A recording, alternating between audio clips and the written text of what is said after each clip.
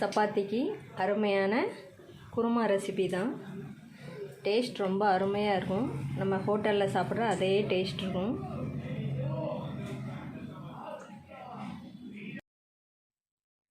Hello friends, welcome to Shanthi channel. இன்றைக்கி நம்ம சேனலில் பூரி சப்பாத்திக்கு அருமையான குருமா ரெசிபி தான் இன்றைக்கி பார்க்க போகிறோம்.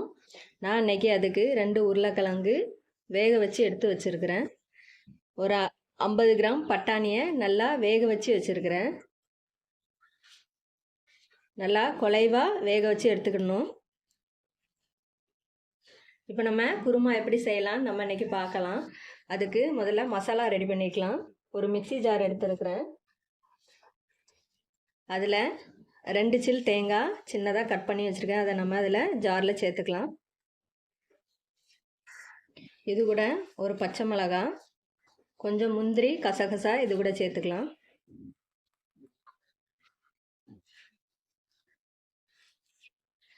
இதை நல்லா அரைச்சி எடுத்துக்கலாம்.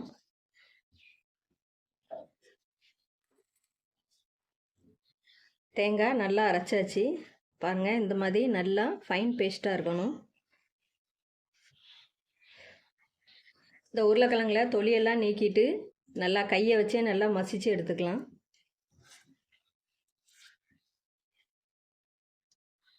இந்த மாதிரி நல்லா மசிச்சு வச்சுக்கிடுவோம் ரெண்டையும்.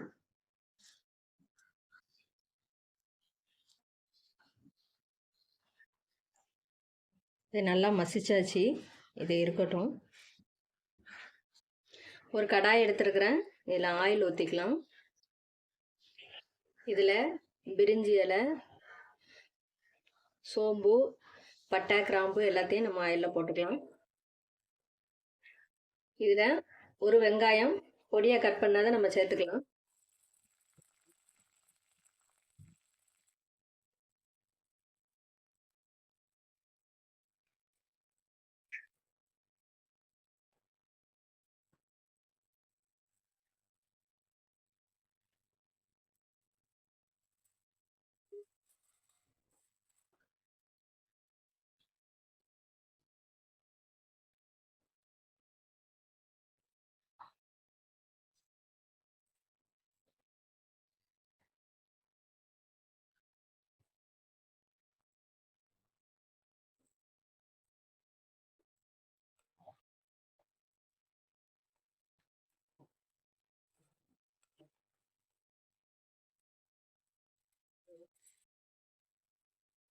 வெங்காயம் நல்லா வதங்கிட்டு நம்ம இப்போ தக்காளி சேர்த்துக்கலாம். ஒரு தக்காளி கட் பண்ணாதான் சேர்த்துக்கிடுவோம்.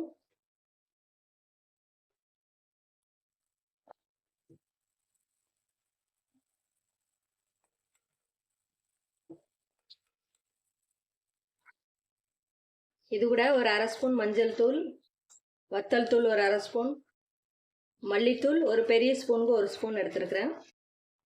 நல்லா மிக்ஸ் பண்ணி விட்டுக்கலாம்.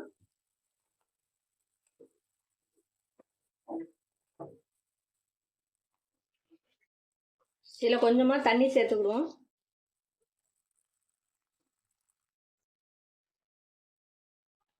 மசாலா எல்லாம் நல்லா மிக்ஸ் ஆகட்டும்.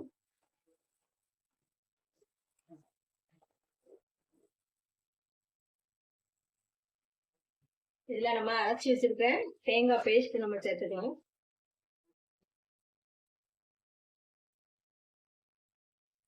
ஜாரில் கொஞ்சம் தண்ணி ஊற்றி அதையும் சேர்த்துக்கிடுவோம்.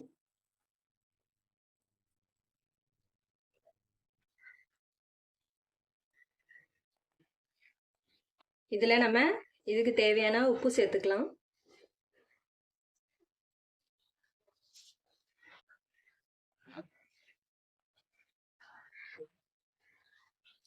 இது ஒரு மூடி போட்டு ஒரு 5 நிமிஷம் நல்லா மசாலா எல்லாம் மிக்ஸ் ஆகட்டும்.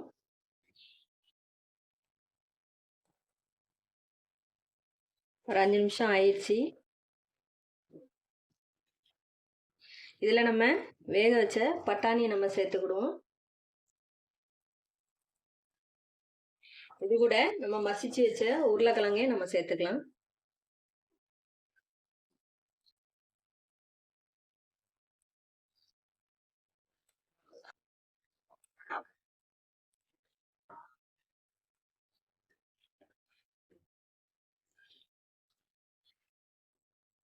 இதில் கொஞ்சமாக தண்ணி சேர்த்துக்கலாம்.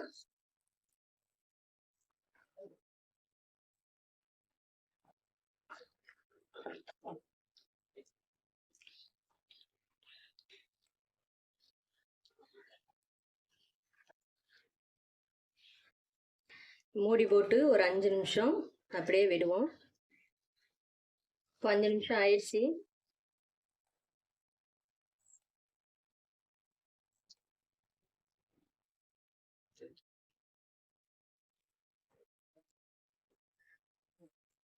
இப்போ ஃபைனலாக இதில் கொஞ்சம் தேங்காய் எண்ணெய் சேர்த்துக்கலாம். தேங்காய் எண்ணெய் சேர்க்கும்போது கொஞ்சம் ஃப்ளேவர் நல்லாயிருக்கும், குருமா நல்லா டேஸ்ட்டாக இருக்கும்.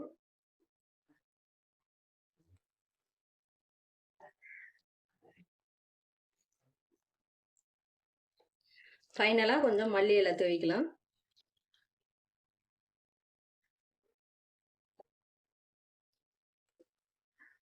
இப்போ குருமா ரெடி ஆயிடுச்சு. ஸ்டவ் ஆஃப் பண்ணிடுவோம்.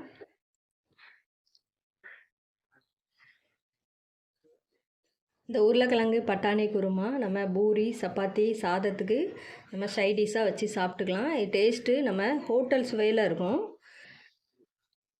வீட்டிலையே நீங்கள் இதே மாதிரி சூப்பராக செய்யலாம். இந்த ரெசிபி உங்களுக்கு பிடிச்சிருந்துச்சுன்னா லைக் பண்ணுங்கள், கமெண்ட் பண்ணுங்கள், வீடியோவை ஃப்ரெண்ட்ஸ் ரிலேஷனுக்கு ஷேர் பண்ணுங்கள்.